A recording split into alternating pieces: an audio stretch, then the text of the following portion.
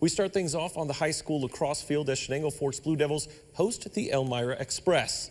With 2 losses at home, Elmira is looking for their first win of the season in tough conditions on the road to the 4th, where the Blue Devils lead 6-3. Noah Hughes fires one off. That cuts the lead to 2 with 7 minutes remaining. Shenango Forks trying to close the door.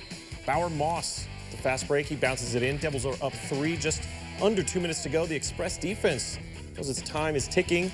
They stand tall. Liam Ogden in the net for Elmira. He made a couple of nice saves in the final stretches of the game. They need to get the offense going. As Elmira, Noah Hughes again puts one in the net with 16 seconds left. Too little too late though. Blue Devils get the win 7-5. We take a trip over to Vestal, where the Golden Bears hosted a 4-0 Ithaca team. To the 3rd, Little Red led 7-4. Charles Preheim puts them up by 4 a minute later. Former 12 Sports Athlete of the Week, Owen Simons, tacks on another. Things are starting to snowball. 30 seconds go by. Quentin Getson, he gets it in. Ithaca's up 10-4. Vestal looking to stop the bleeding. Michael Hogan whips it in, one of his 2 to lead Vestal. But the Little Red keep on rolling. Lee Milton right in front of the crease. He puts it in.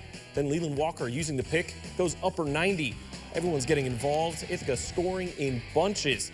Charles Preheim finishes with 5 goals and 2 assists for the Little Red as they remain unbeaten, taking it 16-7.